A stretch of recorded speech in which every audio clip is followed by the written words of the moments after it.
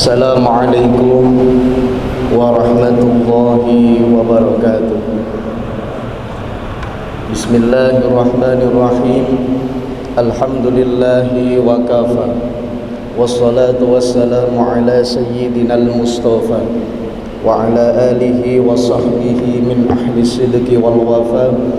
Allahumma salli ala sayyidina Muhammad wa ala alihi wa sahbihi ajma'in. La hawla wa la quwwata illa billahil aliyyil azim. Amma ba'du. Hadirin jamaah salat zuhur Masjid Abu Bakar As-Sigaf, Kampus Universitas Islam Sultan Agung rahimakumullah. Kita masih berada di dalam suasana Rabiul Awal yang beberapa waktu yang lalu kita peringati Maulidun Nabi Muhammad sallallahu alaihi wasallam, di mana orang seluruh dunia mengagungkan kebesaran beliau dan berharap untuk mendapatkan syafaatul uzmanya. Maka semuanya sangat bersenang riang gembira di dalam hari kelahiran Rasulullah Muhammad sallallahu alaihi wasallam. Namun ada hal yang menarik ketika kemudian kita lihat tempat lahirnya Rasul atau rumah yang dulu dijadikan tempat lahirnya Rasulullah yang berada di samping Masjidil Haram. Maka kemudian ketika kita keluar dari melakukan ibadah sa'i kemudian tahallul, maka ketika kita kemudian berjalan melihat sebelah kiri ada sebuah bangunan, yaitu bangunan yang disebut dengan maktabah.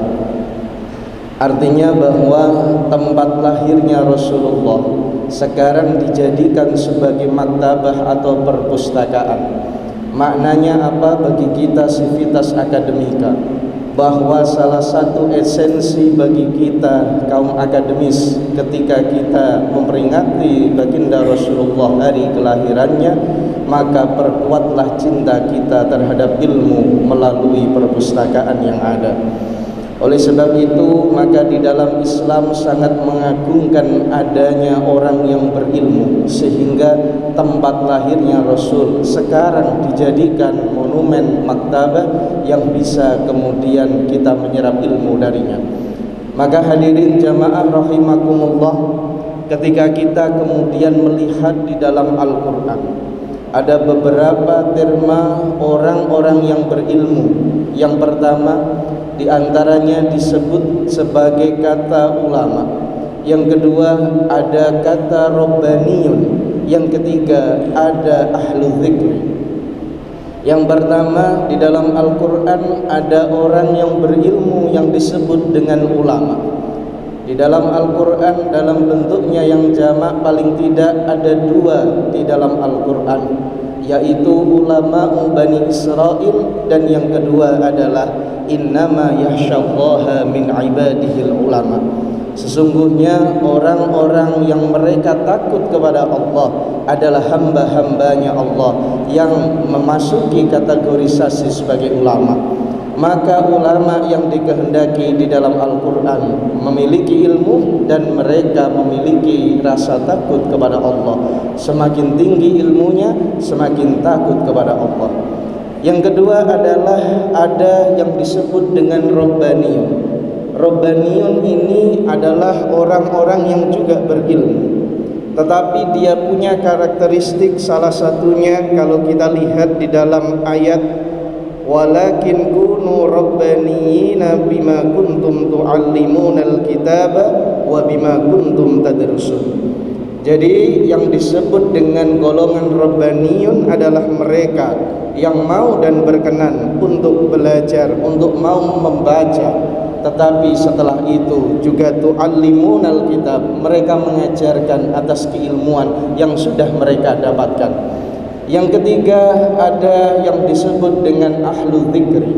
Ahlu dzikri ini luar biasa, saking luar biasanya, fas'alu ahla dzikri in kuntum la ta'lamun. Maka bertanyalah kalian kepada ahlu dzikri ketika kalian tidak mengetahui.